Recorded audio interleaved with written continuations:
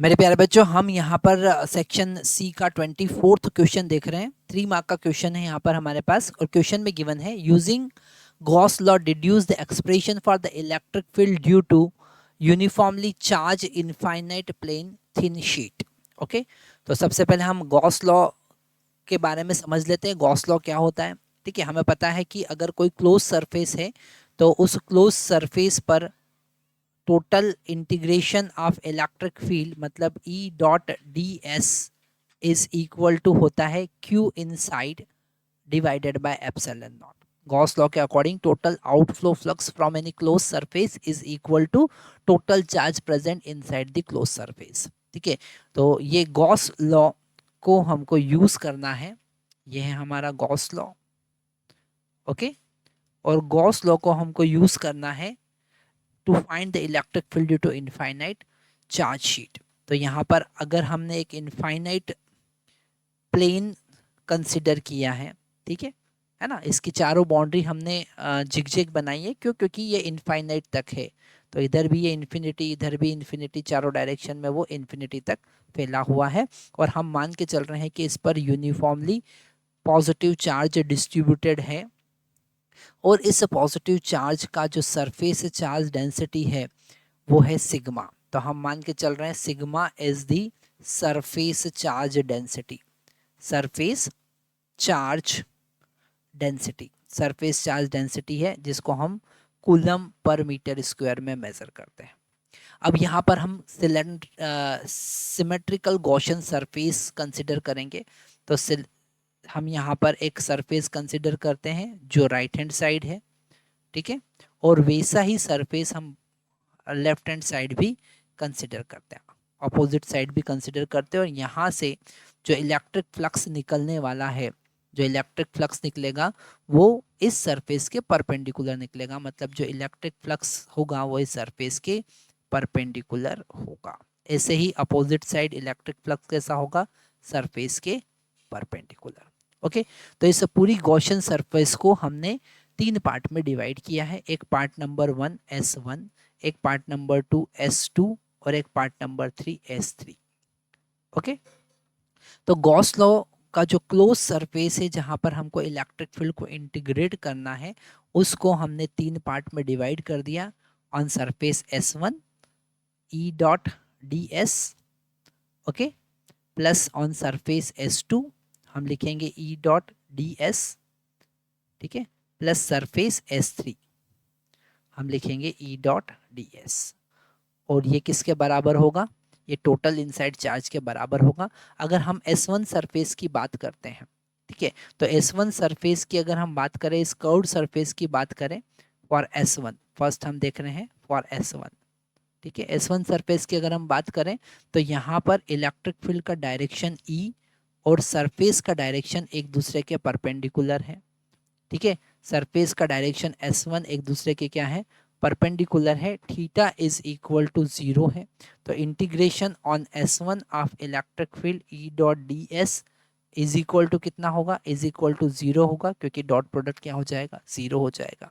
ठीक है, अब अगर हम बात करते हैं ऑन S2, तो S2 जो सरफेस है उसके पर पैरेलल डायरेक्शन में ही इलेक्ट्रिक फील्ड है, और यहाँ पर यूनिफॉर्म इलेक्ट्रिक फील्ड होगी। तो इस इंटीग्रेशन ऑन S2 को डायरेक्टली हम लिख सकते हैं, हम डायरेक्टली लिख सकते हैं कि E इंटू वहाँ का एरिया डेल्टा S। ये जो एरिया हम यहाँ पर मान के चल रहे हैं, ये कितना एरिया है? डेल्टा S मान के चल रहे हैं। ठीक है, तो डायरेक्टली लिख सकते हैं क्योंकि यूनिफॉर्म है, और यूनिफॉर्म में आपको इंटीग्रेशन करने की जरूरत नहीं है, आप डायरेक्टली मल्टीप्लिकेशन के फॉर्म में लिख सकते हैं। यहाँ पर कॉस 0 डिग्री होगा, क्योंकि दोनों के बीच का थीटा कितना है? यहाँ पर 0 डिग्री, और कॉस 0 1 होता है। तो हमारे पास में E इंटू डेल्टा S मिलेगा। ठीक है, ठीक है, आगे हम देखते हैं। हम अब थर्ड सरफेस की बात करते हैं। तो थर्ड सरफेस जो अपोजिट डायरेक्शन का है उसके लिए भी इलेक्ट्रिक फील्ड और S3 का डायरेक्शन सेम है। Theta is equal to 0 degree है, मतलब integration on S3 E dot D S अगर हम करेंगे तो हमको E इंटू डेल्टा S ही मिलेगा, क्योंकि एंगल यहाँ पर 0 है। तीनों को हम ऐड करेंगे तो फर्स्ट वाला टर्म 0 है, सेकेंड वाला term E into delta S मिल रहा है हमको, थर्ड वाला टर्म भी ई इंटू डेल्टा एस मिल रहा है। और अगर टोटल इंचार्ज साइड चार्ज की बात करें कि अंदर चार्ज कितना प्रेजेंट है इस गॉसियन सरफेस को, तो उसको हम लिख सकते हैं सिग्मा इंटू डेल्टा एस, क्योंकि यहाँ पर जो सिग्मा है वो सरफेस चार्ज डेंसिटी है। हमको पता है कि अंदर का चार्ज डेल्टा क्यू जो होगा, ठीक है, अंदर का चार्ज डेल्टा क्यू जो होगा, यहाँ इनसाइड चार्ज जो delta Q divided by delta S जो होगा वो सिग्मा के बराबर होगा। तो इनसाइड चार्ज डेल्टा क्यू को हम सिग्मा इंटू डेल्टा एस के बराबर लिख सकते हैं। तो हमने लिखा, तो ये हो जाएगा 2 delta S into E is equal to sigma into delta S divided by epsilon naught. यहाँ पर डिवाइडेड बाय एप्सिलॉन नॉट भी आने वाला है, तो डेल्टा एस से डेल्टा एस कैंसिल हो जाएगा। इलेक्ट्रिक फील्ड का एक्सप्रेशन हमको मिलेगा sigma divided by 2 epsilon naught.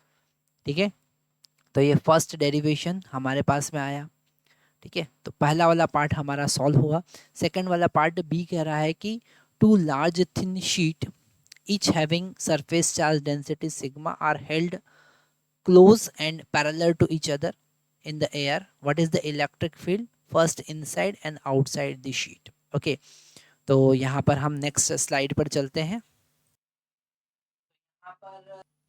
यहाँ पर हम अगर बी पार्ट की बात करें तो बी पार्ट में हमारे पास में गिवन है 2 थिन शीट। ओके, तो एक शीट हमने माना लेफ्ट हैंड साइड वाला और एक राइट हैंड साइड वाला, इसको शीट नंबर 1 लिखा, इसको शीट नंबर 2 लिख दिया, है ना। अब यहाँ पर पॉजिटिव चार्ज डिस्ट्रीब्यूटेड है मान लेते हैं, और दोनों का सरफेस चार्ज डेंसिटी इक्वल है, इस पर भी पॉजिटिव चार्ज है, दोनों का सरफेस चार्ज डेंसिटी इक्वल है। अगर हम इनसाइड इलेक्ट्रिक फील्ड की बात करेंगे तो यहाँ पर इलेक्ट्रिक फील्ड, जैसे ये फर्स्ट वाला है तो इसका इलेक्ट्रिक फील्ड ऐसा रिपल्सिव होगा E1, और जो सेकंड वाला है उसका इलेक्ट्रिक फील्ड भी रिपल्सिव होगा E2। दोनों एक दूसरे को कैंसिल कर देंगे। नेट इलेक्ट्रिक फील्ड यहाँ पर फर्स्ट वाले इनसाइड इलेक्ट्रिक फील्ड की अगर हम बात करें तो electric field due to 1 will be subtracted by electric field due to 2. So net electric field sigma divided by epsilon naught minus sigma divided by 2 epsilon naught will be equal to 0. Inside electric field कितना होगा? 0 होगा. So inside electric field is equal to 0. अब अगर हम second part की बात करें जिसमें हमको आउटसाइड इलेक्ट्रिक फील्ड निकालना, मतलब फर्स्ट वाले के कारण जो आउटसाइड इलेक्ट्रिक फील्ड होगी और सेकंड वाले के कारण जो आउटसाइड इलेक्ट्रिक फील्ड होगी, दोनों का डायरेक्शन सेम होगा, तो यहाँ पर हमको ऐड करना होगा। तो सेकंड वाला इसी का अगर हम पार्ट देखेंगे कि आउटसाइड इलेक्ट्रिक फील्ड की अगर हम बात करते हैं तो electric field due to 1 will add due to the electric field due to with electric field due to 2. So sigma divided by 2 epsilon naught plus sigma divided by 2 epsilon naught will become sigma by epsilon naught. So that is the answer. Okay. इस type के question हमें sample paper में भी मिले थे। आप देख सकते हैं कि मैक्सिमम क्वेश्चन जो है उन्होंने सैम्पल पेपर से लिए हुए हैं। तो हमें आगे के एग्ज़ाम के लिए ये ध्यान रख लेना है, आगे के सब्जेक्ट के लिए आप बिल्कुल ध्यान रख लीजिएगा कि सैम्पल पेपर ज़रूर सॉल्व करें।